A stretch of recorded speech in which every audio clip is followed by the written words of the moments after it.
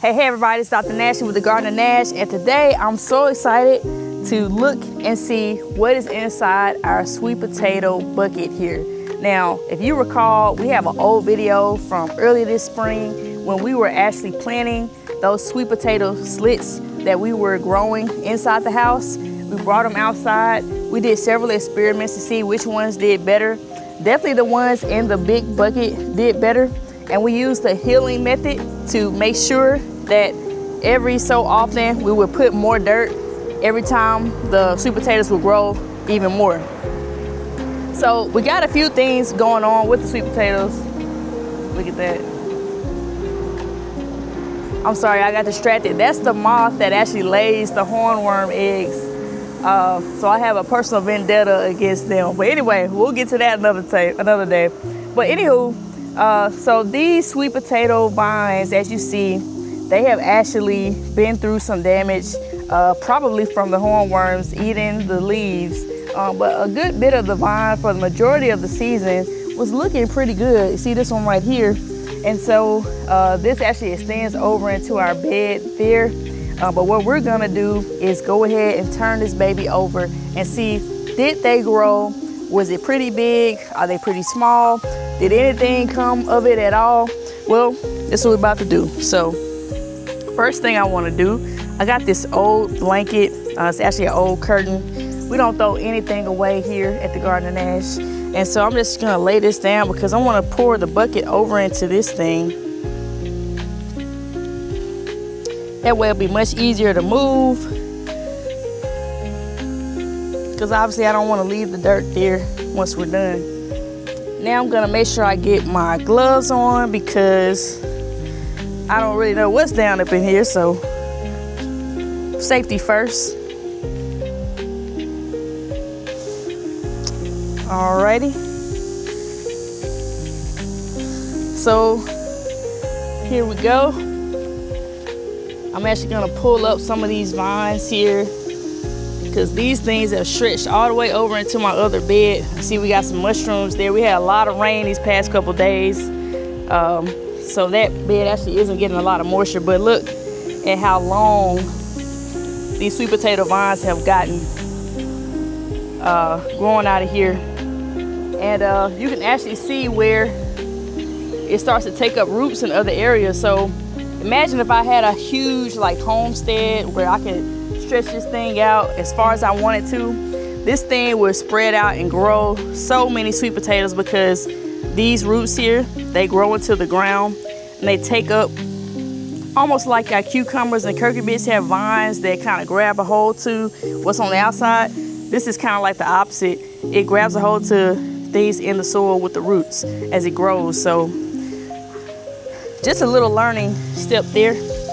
All right, so we're gonna pull the vine up over here. All right, are you ready for the moment of truth? I'm a little nervous. I really don't know what's inside of here either. Hopefully it's no creepy crawlies. Oh, actually I see some, look at that, earthworms.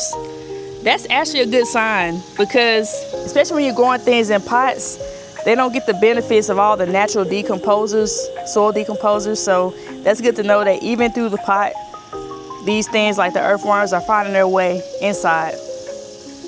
All right, we're gonna shake it loose and see what we got.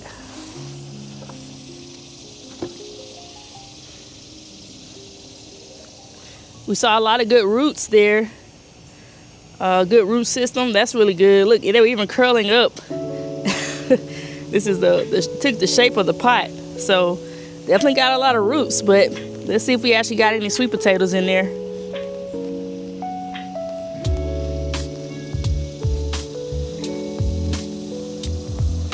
Oh wow, look at that.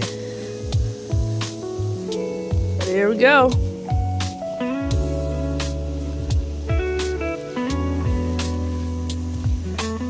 And we got some sweet potatoes.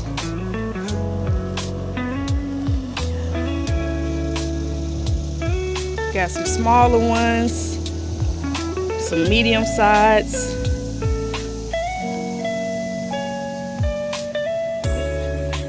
All right. not bad. So like I said, the vine was actually still growing up until the hornworms or whatever that was ate the leaves off. But we actually had some pretty good sweet potato growth. So as you see, there wasn't too far below the actual vine here. Might have could have left these on a little bit longer if it hadn't been for the damage to the leaves and the plant shock. We did a video about that our last couple weeks, so you can check out the plant shock video, plant shock and plant stress due to hornworms, transplanting, bad soil, etc. So not a bad experiment. I was hoping to see something a little bit bigger, but like I said, we show you everything here in the Garden of Nash, the good, the bad, the ugly. And are we gonna eat these? We definitely are. I'll see some good sweet potato fries and chop them up, put them in the oven, sorry, and put some seasoning on top to let them bake. Yeah, there we go. All right, y'all. So it's Dr. Nashlie with the Garden of Nash. You saw our sweet potato experiment. We got a few more sweet potatoes growing in the garden, but I doubt they're anywhere near ready. But excited to see that this actually did prove to work a little bit. I think in the future we'll add some more fertilizer to the soil. This was just bare minimum, and we did pretty good. Also, I would make sure that we try to keep the hornworms out. We had a really tough season this year in the summer for the pests, so I could actually stay on top of that. I did a little bit of traveling too, as you know, with my job, so I wasn't able to keep an eye on it like I wanted to, but this is still not bad. I'm excited. So it's Dr. Nashlie with the Garden of Nash. Make sure you stay tuned for more gardening tips. Have you started your garden yet?